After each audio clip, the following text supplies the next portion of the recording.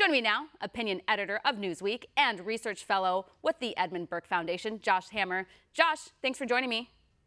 You got it. Happy to be with you. Josh, what do you make of Biden refusing to answer whether or not there would be some Supreme Court packing?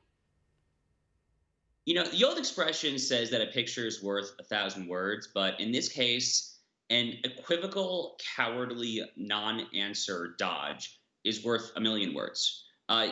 By not answering the question, by studiously avoiding the question, not just yesterday, but at the debate last week, by Kamala Harris yet again refusing to answer whether they intend to pack the Supreme Court, they have told the American people we are packing the Supreme Court. The American voter needs to know that that is literally what they are voting on next month. You know, in a better time, in a foregone era decades ago, when civic efficacy was raised, when Americans, I think, had a better understanding of the magnitude of what such a radical stance would entail, that would be a death knell. It would be a game changer. What we heard yesterday, only probably 30, 40 years ago, at the most, maybe even more recent than that, would have singularly ended a presidential campaign. I mean, when you're in high school, when you're in middle school, you hear about FDR's plan to pack the court to get his New Deal program through the judiciary. And you learn about the so-called switch in time that stayed nine. In 1937, when, of course, one of the swing justices switched to the FDR side in order to prevent court packing. Court packing for decades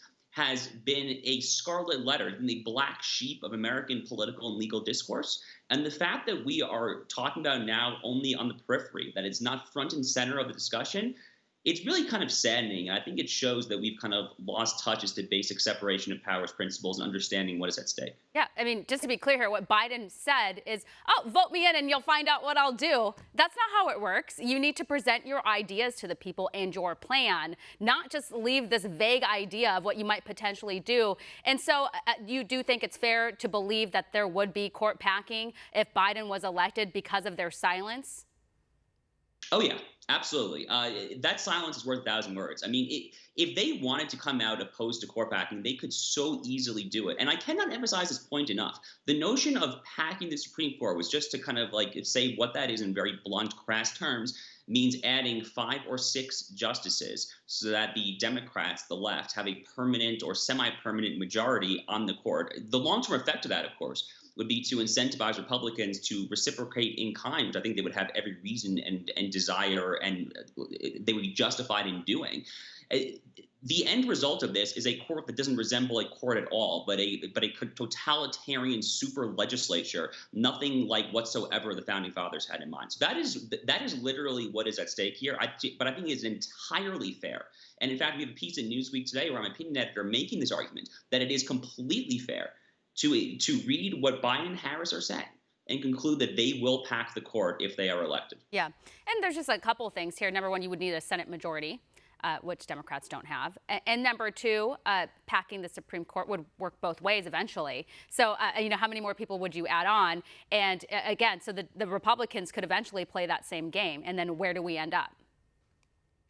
Not in a good spot, literally not in a good spot. You know, the problem with the court for decades now, going back at least to the 1950s, to the beginning of the War on Court era, arguably going back even further to the FDR era, is that the judicial activist left has tried over and over and again to transmogrify, to transform the court into this super legislative body that has the power to not only decide on a specific case or outcome for the parties to that suit, but to essentially decide political issues for the entire republic. That's what Roe versus Wade was. That's what Obergefell, the same-sex marriage case was, is that they are purporting to decide political issues for the entire nation. That is really bad when it's 9 people, but with 30, 40 justices, it will literally be a legislature. It will not longer, it will not be a court in any meaningful sense of the word court. I don't know a dictionary definition of the word court that would include 40 people basically deciding political issues for an entire nation. So we're talking about here essentially the long-term vision of eradicating the federal judiciary as being an independent check upon the executive branch and the Congress. Yeah. Now, President Trump on Thursday said that if the Supreme Court nominee Amy Coney Barrett isn't confirmed, that'll be Republicans' fault. So, again, the Republicans have very little time. They need to get moving. Confirmation process starts on Monday. Is there any reason why Republicans would be dragging their heels on this? No, no. I mean, there's no good reason whatsoever. They need to get this done efficiently, as quickly, as smoothly as possible. Obviously, there have been a number of Republican senators who have come down with COVID. They will, they can, they will, they should, and I'm confident that the end result will be that they end up finding a way to deal with that. Whether it's voting from the gallery, whether it's literally walking in with like a hazmat suit. I mean, they will find a procedural way around this, as they should.